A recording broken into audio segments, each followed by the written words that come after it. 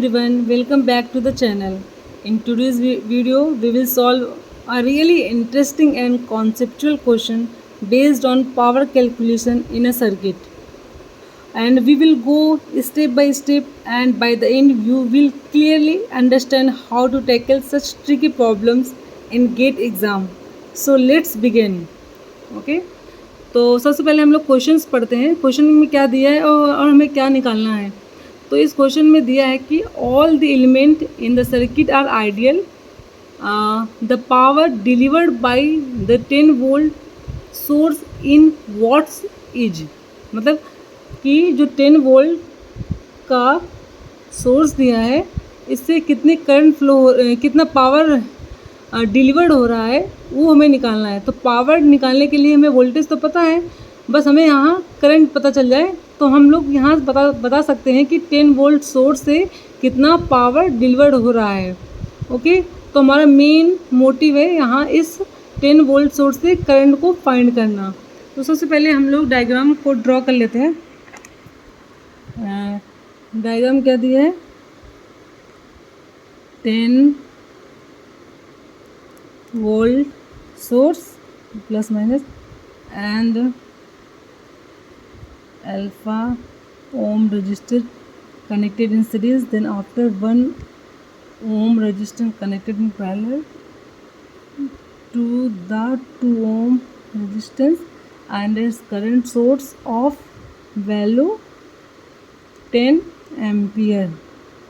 Okay, so we have to find the value of current from 10 volt source is. Okay, the main motive of this calculation is to find firstly what is the value of current. Okay, तो मेरा सबसे favourite method होता है KCL. मैं maximum question solve करती हूँ तो KCL सबसे ज़्यादा यूज करती हूँ. मुझे सबसे इजी अगर करंट वोल्टेज निकालना होता है तो मुझे इजी लगता है वो मेथड. तो KCL में क्या होता है कि किसी नोड में समेशन ऑफ करंट, या मतलब इस नोड में अगर करंट आ रही है I1 I2 I3 तो उनका समेशन 0 होगा, या करंट I1 I2 3 तीनों इस नोड से निकल ले तो तीनों का करंट का जो समेशन होगा 0 होगा. सपोज यहाँ से करंट मान लीजिए थे I1, यहाँ I2, यहाँ I3 तो आ रहा है. तो KCL के तहत के रूल के हिसाब से I1 plus I2 plus I3 equals to 0. तो I1 की वैल्यू क्या होगी, I1 करंट की वैल्यू. हम यहाँ वोल्टेज V मान लेते हैं, नोड पे इस वोल्टेज V है. अगर हमें करंट I1 की वैल्यू निकालना हो तो V1 माइनस 10 अपॉन अल्फ़ा, मतलब V माइनस 10 अपॉन रेजिस्टेंस की वैल्यू कितना है अल्फ़ा, प्लस I2 की वैल्यू कितनी है वोल्टेज V माइनस 0, क्योंकि ये ग्राउंड है. V माइनस 0 मतलब V ही होगा, V अपॉन 1 मतलब सिर्फ V, प्लस I3. हम यहाँ पर देख रहे हैं जो I3 की वैल्यू है वो माइनस 10 एम्पियर के बराबर है. तो माइनस 10 इक्वल्स टू 0.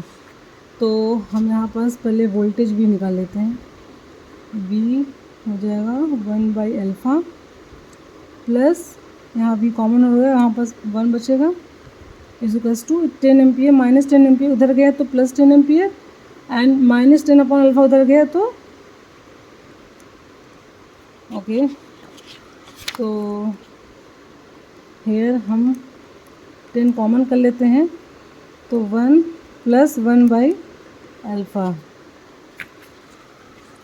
और हेयर V इक्वल्स टू 1/अल्फ़ा प्लस 1. तो ये कैंसिल, तो वोल्टेज V की वैल्यू आएगी 10 वोल्ट. तो इस सर्किट में जो हमने V माना है इसका जो वोल्टेज आया है 10 वोल्ट. ठीक है, अब हमें करंट निकालनी है. तो करंट निकालने के लिए I वोल्टेज का डिफरेंस